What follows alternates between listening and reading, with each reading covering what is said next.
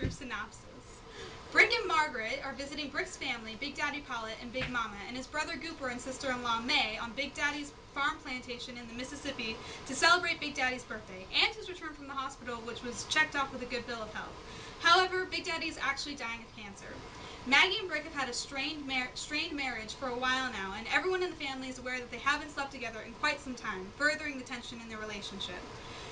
Maggie is frustrated with Brick's alcoholism and his incessant disregard to his and his family's life. Brick wants nothing to do with any of them and has decided to drink his sorrows away. Big Daddy is also unimpressed with Brick's behavior, especially because Brick was the prodigal son and Big Daddy's favorite. Maggie desperately tries to get Brick to behave for the evening because she is convinced that Brick's behavior will ultimately lead to Gooper and May getting their hands on Daddy's estate when he passes. Both Big Daddy and Maggie attempt to talk to Brick about his drinking and indifference, with Maggie hinting that Brick's odd relationship with his best friend Skipper and Skipper's untimely death is the cause of Brick's pain and subsequent drunkenness. However, Maggie discloses that she tried to sleep with Skipper out of malice, and Skipper's horror and guilt of the situation is what led to a suicide. Brick, disgusted with all of this and with the mendacity taking place around him, finally tells Big Daddy the truth about his visit to the health clinic. Not wanting to believe it, Big Daddy rushes out of the room. Maggie, Brick, May, Gooper, and Dr. Baugh, the family physician, decide to tell Big Mama the truth about his illness, and she is shocked by the news. Gooper and May try to start to discuss the division of the Pollitt estate, but Big Mama defends her husband from their ideas. Big Daddy reappears and lets everyone know he plans to die peacefully.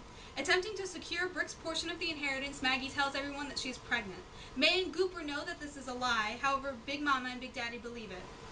When they are alone again, Maggie locks away the liquor, and she and Brick promise to make the lie true. Tennessee Williams was born on March 26, 1911 in Columbus, Mississippi. His career as a great American playwright lasted from the mid-1930s until his death on February 25, 1983. He and his family moved around much during his childhood, and he eventually attended the University of Missouri, and then he went to Washington University in St. Louis, and then he earned a degree at University of Iowa. Around 1939, he adopted Tennessee Williams as his professional name, and no one is truly sure where it came from, but it stuck.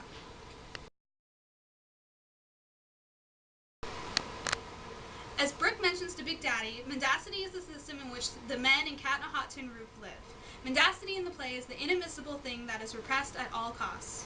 The two primary objects of repression in Cat are Brick's homosexual desires and Daddy's imminent death. After the men are forced to confront these secrets, Mama will desperately invest all of her future hopes in the dream of Brick becoming a family man. She hopes that the responsibilities of fatherhood would somehow stop his drinking, the estate could go to the rightful heir, and the perpetuation of the family line through Brick is Daddy's immortality. The idyllic fantasy of the family is restored, however, with yet another of the play's lies, Maggie's invention of a coming child. In Cat, the father and son appear in a decidedly narcissistic relation.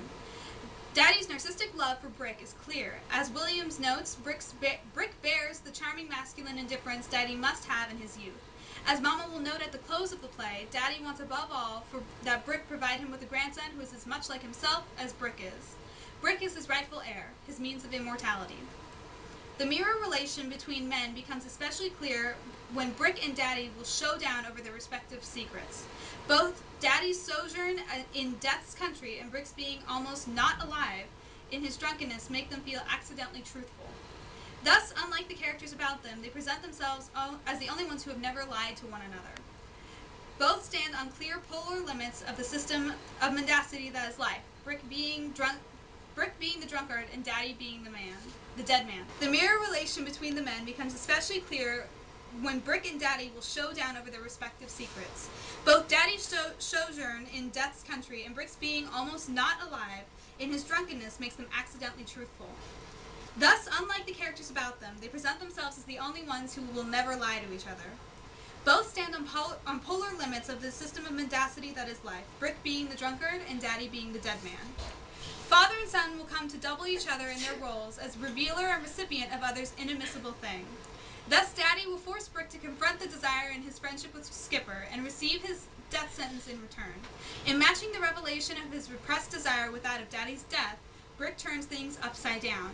Daddy comes to stand in the place that he just occupied. The revelation is a violent act, robbing Daddy of his second life. As Brick, the duality of the exchange that has just ensued. You told me, I told you. Brick and Daddy's final struggle marks the reverse side of the narcissistic love between them, the aggressive logic of either I go or you go, between those who mirror each other too closely.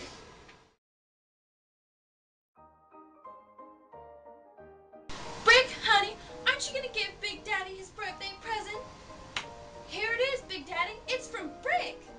This is the biggest birthday Big Daddy's ever had. 100 presents and bushels of telegrams from...